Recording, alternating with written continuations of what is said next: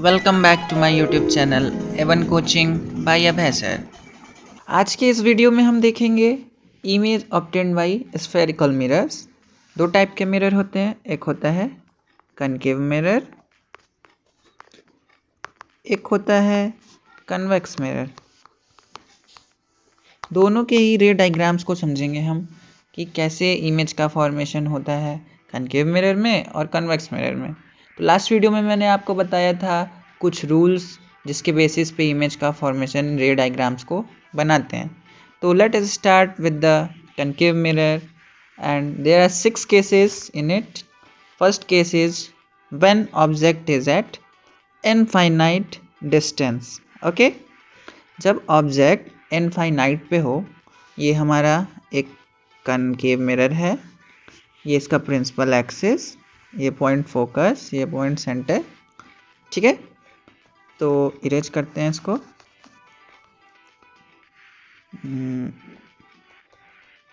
Okay, जब object infinite पे है तो जब भी कभी हमें इनफाइनाइट से रेज लेनी होती है तो हम उसको पैरेलल रेज के रूप में लेते हैं। तो यहाँ पे दो पैरेलल रेज हमें दिखाई दे रही हैं, एक ये, ठीक है, एक ये है और एक ये है, जो कि प्रिंसिपल एक्सिस के पैरेलल मूव कर रही है। तो हमने पढ़ा था कि जो भी लाइट रेज प्रिंसिपल एक्सिस के पैरेलल मूव करती है, after reflection from the concave mirror और convex mirror, it passes through focus और it appears to pass through focus, means ये मिरर से टकराने के बाद फोकस से पास करती है और जिस पॉइंट पे रेज मिलती हैं उसी पॉइंट पे इमेज का फॉर्मेशन होता है। मीन्स जब ऑब्जेक्ट इनफाइनाइट डिस्टेंस पे है तो उसका इमेज कहाँ बनेगा? फोकस पे बनेगा। You can see here position of object infinite, object कहाँ पे है? At infinity. Position of image, image का पोजीशन कहाँ है? फोकस पे। हाईली डिमिनिश्ड, आप देख सकते हैं इसमें रे डायग्राम में बहुत ही जहाँ पे इमेज बना है वो एक पॉइंट साइज का है, तो इसका जो इमेज बनता है बहुत ही छोटा होता है और रियल एंड इन्वर्टेड, यानी कि ये एक स्क्रीन पे फॉर्म होता हुआ हमें दिखाई देगा। अब केस नंबर 2 की तरफ बढ़ते हैं। ये तो था case number 1। Second case is when object is beyond C, मतलब जब ऑब्जेक्ट कहाँ है? ये हमारा फोकस, ये है सेंटर, जब सी के भी पीछे है ऑब्जेक्ट। ठीक है, तो जब सी के पीछे है ऑब्जेक्ट तब इमेज कहाँ पे बनता है? इमेज का फॉर्मेशन कहाँ होता है ये हम लोग देखेंगे। तो A B is the object, ये भी क्या है? एक ऑब्जेक्ट है। दो रेज लेते हैं कभी भी रे डायग्राम बनाते टाइम। एक रे प्रिंसिपल एक्सिस के पैरेलल है और एक रे जो कि सेंटर से पास हो रही है। तो जो रे प्रिंसिपल एक्सिस के पैरेलल होती है वो रिफ्लेक्शन मिरर से रिफ्लेक्ट होने के बाद हमेशा फोकस से पास करती है, और जो रेज सेंटर से पास होती है वो आफ्टर रिफ्लेक्शन उसी पाथ को फॉलो करते हुए वापस आ जाती है। तो जहाँ पे ये दोनों रे मिलती है वहीं पे इमेज का फॉर्मेशन हमें देखने को मिलता है। तो ये दोनों रे इस पॉइंट पे मीट कर रही है तो यहाँ पे एक इमेज, इन्वर्टेड इमेज का फॉर्मेशन होता है। तो ये इमेज कैसा होता है? Real and inverted. रियल क्यों? क्योंकि ये हमें स्क्रीन पे देखने को मिलता है, जो कि यहाँ देख सकते हैं। और पोजीशन ऑफ ऑब्जेक्ट क्या था? बियॉन्ड सी, मतलब सी के पीछे। इमेज कहाँ पे बना? Between F and C. You can see here, ये है सी, ये है एफ, दोनों के बीच में हमें इमेज देखने को मिलता है। और क्या है इसका साइज? साइज आप देख सकते हैं कि ऑब्जेक्ट का साइज जो ए बी है वो काफ़ी बड़ा है। यहाँ पे देखिए ए बी का साइज ये है और जो ए डैश बी डैश उसका इमेज बना है उसका साइज काफ़ी छोटा है as comparison to A B. तो और नेचर कैसा है? डिमिनिश। नाउ केस नंबर 3 की तरफ बढ़ते हैं। जब ऑब्जेक्ट कहाँ पे है? When object is at centre, जब ऑब्जेक्ट सेंटर पे ही है। तो you can see here this is principal axis, object is here, A B is the object. तो जब ऑब्जेक्ट सेंटर पे होता है तो यहाँ से दो रेस को लेते हैं, ए से निकलती हैं दो रेस, एक जो प्रिंसिपल एक्सिस के पैरेलल होगी और एक रे इस केस में फोकस से पास कराते हैं। तो जो रेज प्रिंसिपल एक्सिस के पैरेलल होती है वो हमेशा फोकस से पास करती है, और जो रेज फोकस से पास करती हुई जाती है वो after reflection from the mirror वो पैरेलल हो जाती है। तो जिस पॉइंट पे दोनों रेज मीट करती है, ओके, आफ्टर रिफ्लेक्शन वहीं पे इमेज का फॉर्मेशन होता है। तो आप देख सकते हैं कि यहाँ पे इस पॉइंट पे दोनों रेज मीट कर रही हैं, तो यहाँ पे सेंटर पे ही एक inverted image, real and inverted image का फॉर्मेशन हमें देखने को मिलता है।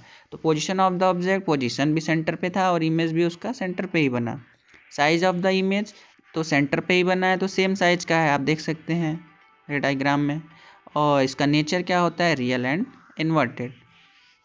Now coming to the next case, when object is between C and F. जब ऑब्जेक्ट कहाँ पे है, सेंटर और फोकस के बीच में।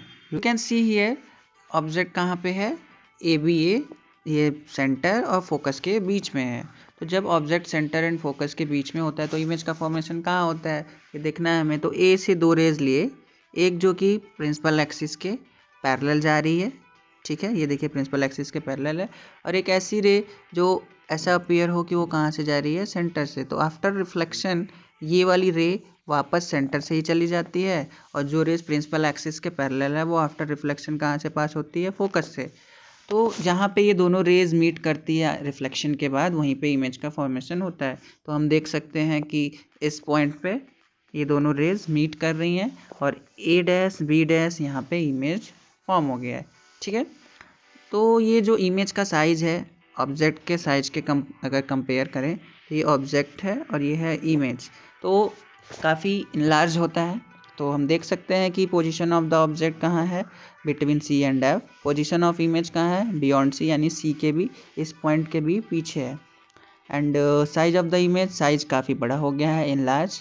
एंड इसका नेचर कैसा है, प्रिंसिपल एक्सिस के नीचे बन रहा है, इन्वर्टेड इमेज है, और साथ ही साथ रियल यानी स्क्रीन पे भी बनता है।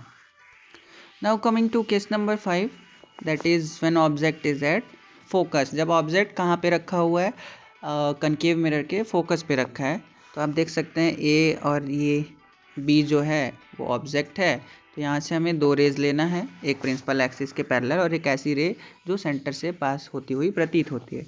तो ये हो गई पैरेलल रे जो कि हम आफ्टर रिफ्लेक्शन फोकस से जाएगा, और एक रे जो कि इंसिडेंट हुआ है मिरर पे नॉर्मली, तो वो कहाँ से जाएगा, सेंटर से जाता हुआ दिखाई देगा, ठीक है। तो ये दोनों रेज आप देख सकते हैं कि दोनों रे क्या है, एक दूसरे के पैरेलल है, तो ना इधर कहीं मीट करने वाली है ना इधर।